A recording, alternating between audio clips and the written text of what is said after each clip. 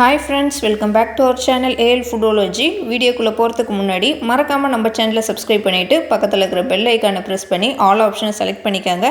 அப்பதான் நான் போடுற எல்லா வீடியோஸோட நோட்டிஃபிகேஷன் உங்களுக்கு கிடைக்கும். இன்ஸ்டாகிராம்ல அப்படியே நம்ம பேஜை ஃபாலோ பண்ணிக்கங்க. இன்னைக்கு நல்ல ஒரு டேஸ்டியான முட்டை மிளகு வறுவல் ரெசிபி தான் செய்ய போறோம். வாங்க எப்படி செய்யறதுன்னு பார்க்கலாம். இந்த முட்டை ஃப்ரை பண்ணுறதுக்கு ஒரு பேன் வச்சு அதில் 3 டீஸ்பூன் அளவுக்கு ஆயில் சேர்த்துக்கலாம். ஆயில் ஹீட் ஆன பிறகு தாளிக்கிறதுக்கு 1/4 டீஸ்பூன் சோம்பு சேர்த்துக்கிறேன், கொஞ்சம் கருவேப்பிலை சேர்த்துக்கிறேன். நான் ஸ்லைஸ் பண்ணி வச்சுருக்க வெங்காயத்தை சேர்த்துக்கிறேன். ஒரு வெங்காயம் எடுத்திருக்கேன், பெரிய வெங்காயம். அதை நீட்டு வாக்கில் நான் ஸ்லைஸ் பண்ணியிருக்கேன். இதை இப்போ நம்ம நல்லா கொஞ்சம் நேரம் வதக்கி விட்டுக்கலாம். வெங்காயம் கொஞ்சம் கலர் மாதிரி வர வரைக்கும் நல்லா நம்ம வதக்கி விட்டுக்கலாம். இது ஒரு 2லேருந்து 3 நிமிஷம் வெங்காயத்தை நம்ம நல்லா வதக்கி விட்டுக்குவோம். இப்போ இது வதங்கிட்டு இருக்கிறப்பவே 1 டீஸ்பூன் அளவுக்கு இஞ்சி பூண்டு பேஸ்ட்டு ஃப்ரெஷ்ஷாக இடித்து சேர்த்துருக்குறேன். அதையும் இதோடையே சேர்த்துக்கிறேன்.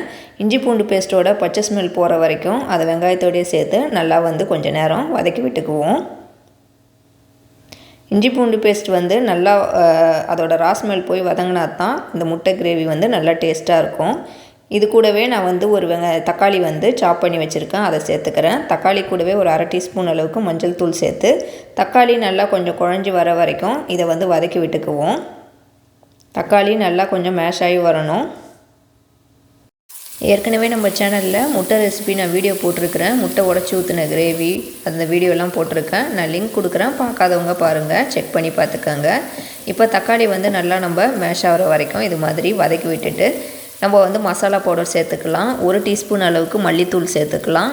1 டீஸ்பூன் அளவுக்கு ஜீரகத்தூள் சேர்த்துக்கிறேன். ஒரு 1/2 டீஸ்பூன் அளவுக்கு மிளகாய் தூள் சேர்த்துக்கிறேன். லாஸ்ட்டாக ஒரு 1/2 டீஸ்பூன் அளவுக்கு கரம் மசாலா பவுடர் சேர்த்துக்கிறேன்.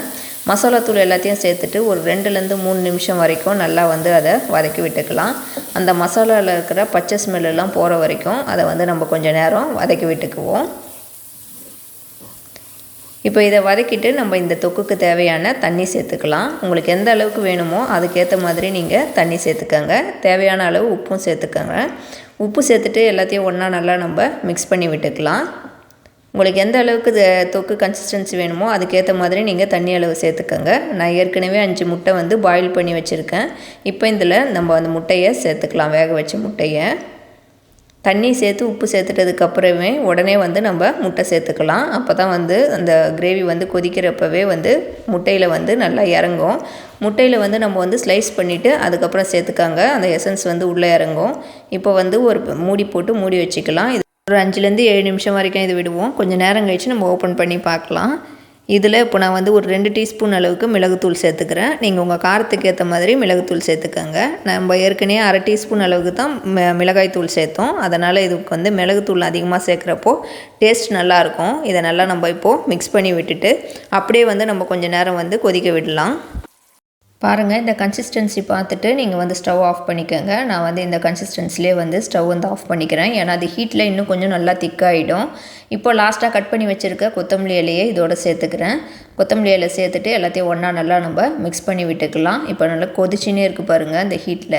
இது நல்லா இன்னும் கொஞ்சம் தொக்கு மாதிரி நல்லா திக்காகிடும். சூடு ஆற ஆற அதுக்கப்புறம் நம்ம சர்வ் பண்ணிக்கலாம். இந்த எக் பெப்பர் ஃப்ரை நல்லா ஒரு டேஸ்ட்டான ஒரு சைட் டிஷ் ரெசிபி. நல்லா டேஸ்ட்டாக இருக்கும் இதுக்கு நீங்கள் காரம் உங்கள் அளவுக்கு ஏற்ற மாதிரி பார்த்து சேர்த்துக்கோங்க. மிளகு இடித்து சேர்த்துக்கிட்டா கூட இது நல்லா டேஸ்ட்டாக இருக்கும். இப்போ பாருங்கள், இப்போ நான் சர்வ் பண்ணிவிட்டு காட்டுறேன். நல்லா திக்காகிடுச்சு பாருங்கள் அந்த தொக்கு. இது முட்டையோடு சேர்த்து சாப்பிட்றப்போ அவ்வளோ டேஸ்ட்டாக இருக்கும். இந்த மாதிரி செய்கிற முட்டை ரெசிபி நம்ம எல்லாத்துக்குமே சைட் டிஷ்ஷாக வச்சு சாப்பிட்லாம். எல்லா குழம்புங்களுக்குமே இது சைட் டிஷ்ஷாக சூப்பராக இருக்கும். அதே மாதிரி வெரைட்டி ரைஸுக்கும் எல்லாத்துக்குமே நல்லாயிருக்கும். கீ ரைஸு, பிரியாணி, புலாவ் ரைஸுக்கெலாம் இந்த முட்டை ஃப்ரை நல்லா டேஸ்ட்டாக சூப்பராக இருக்கும். செம்ம காம்பினேஷனாக இருக்கும் அதுக்கு எல்லாத்துக்குமே. கண்டிப்பாக நான் செஞ்ச மாதிரி இந்த முட்டை தொக்கு ரெசிபியை செஞ்சு பாருங்கள். செஞ்சு பார்த்துட்டு எப்படி இருந்துச்சுன்னு கமெண்ட்லேயும் சொல்லுங்கள்.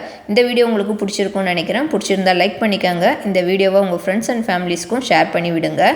நம்ம ஏஎல் ஃபுட்டோலஜி சேனலை இது வரைக்கும் சப்ஸ்கிரைப் பண்ணாமல் பார்க்குறவங்க மறக்காமல் சப்ஸ்கிரைப் பண்ணிவிட்டு பக்கத்தில் இருக்கிற பெல் ஐக்கானையும் ப்ரெஸ் பண்ணிக்கோங்க. தேங்க்யூ ஃபார் வாட்சிங்.